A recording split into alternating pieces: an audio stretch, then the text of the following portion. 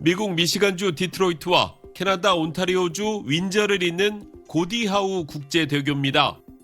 길이 2.5km로 2018년 착공해 올 하반기 개통 예정이었는데 트럼프 대통령이 미국이 제대로 대우받을 때까지 개통을 허용하지 않겠다며 갑자기 으름장을 놨습니다. 적어도 다리 지분의 절반을 미국이 갖겠다는 겁니다.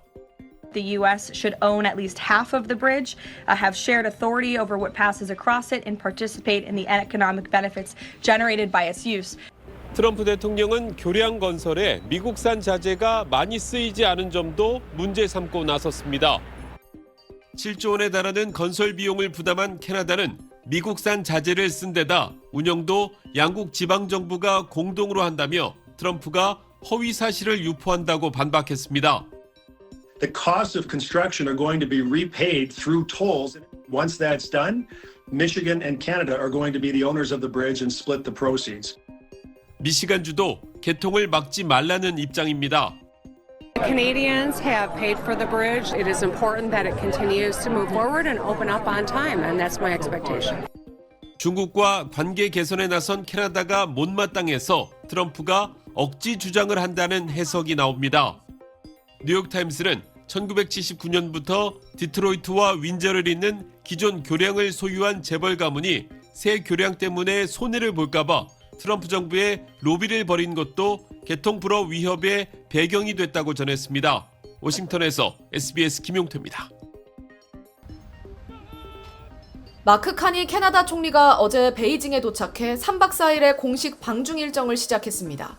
오늘은 리창 중국 국무원 총리와 자오러지 중국 인민대표대회 상무위원장 등을 접견했고 내일은 시진핑 중국 국가주석과 정상회담이 예정돼 있습니다. 캐나다 총리의 방중은 2017년 말 이후 8년여 만인데 그간 냉랭했던 중국과 캐나다 관계가 트럼프 미 대통령 때문에 반전의 계기를 맞게 됐다는 평입니다. 양국 관계는 2018년 미국의 요청으로 캐나다 당국이 멍원저우 화웨이 부회장을 체포하면서 냉각기에 접어들었습니다. 이후 중국 전기차와 캐나다 농산물 등을 놓고 무역 갈등이 심화했습니다. 카니 총리는 중국으로 출발하면서 소셜미디어에 중국을 세계 2위 경제대국이라고 말하며 실용적이고 건설적인 관계가 양쪽 모두에 더 큰 안정과 번영을 가져올 것이라고 적었습니다. 최대 무역 상대국인 미국으로부터 통상 관세 협박이 거세지면서 대체 시장 확보를 위해 중국에 적극 손을 내미는 겁니다. 중국도 이번 기회에 미국에 접한 주요 중견 국가를 중국 쪽에 가깝게 끌어들인다는 외교 성과를 노린다는 분석입니다.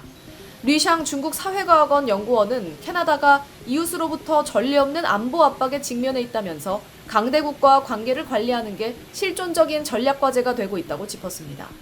캐나다뿐 아니라 다른 나라 정상들의 중국행도 속속 이어지고 있습니다. 지난 4일 미할 마틴 아일랜드 총리가 중국을 찾았고 이번 달엔 키어 스타머 영국 총리, 다음 달엔 메르츠 독일 총리의 방중이 예정돼 있습니다. 블룸버그 통신은 닐 토머스 아시아 소사이어티 정책연구소 중국분석센터 연구원의 말을 인용해 트럼프 대통령이 서방 세계 전반에 뒤처질지 모른다는 불안감을 촉발하고 있다며 그의 접근법이 다른 지도자들에게 시주석과의 교류를 서두르게 만든다고 분석했습니다. SBS 김민정입니다. 중국을 방문한 키어 스타머 영국 총리가 어제 시진핑 국가주석과 회담을 갖고 협력을 강화하기로 했습니다. 영국 총리의 방중은 2018년 테리사 메이 전 총리 이후 8년 만입니다. 중국 관영 매체들은 이날 회담을 대대적으로 보도하면서 스타머 총리가 시 주석에게 중국은 세계 무대에서 중요하다고 한 발언을 소개했습니다. 스타머 총리가 하나의 중국을 직접 언급하진 않았지만 영국의 장기 정책에는 변화가 없고 앞으로도 변하지 않을 것이라고 했다고도 전했습니다. 홍콩에 대해서도 스타머 총리가 홍콩이 영중을 잇는 독특하고 중요한 가교가 되어 기쁘다고 말했다고 소개했습니다.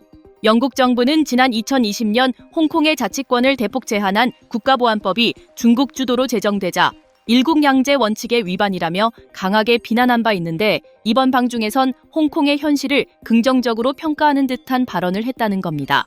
영국 정부는 스타머 총리 방중 직전 런던의 옛 왕립조폐국 부지에 추진되는 초대형 중국 대사관 신축을 허가하기도 했습니다.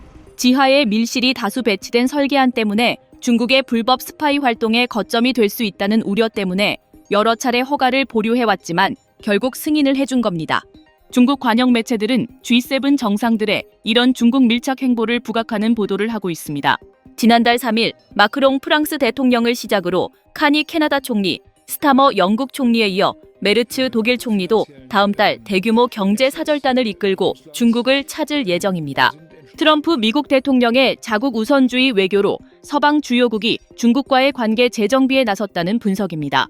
최근 중국은 지난해 고율 관세 부과로 사실상 수입을 중단했던 캐나다산 카놀라 구매를 양국 정상회담 직후 재개하기도 했습니다. 캐나다의 카놀라 수출에서 75% 비중을 차지하는 미국이 관세 압박을 예고한 상황에서 중국이 존재감을 드러냈다는 평입니다.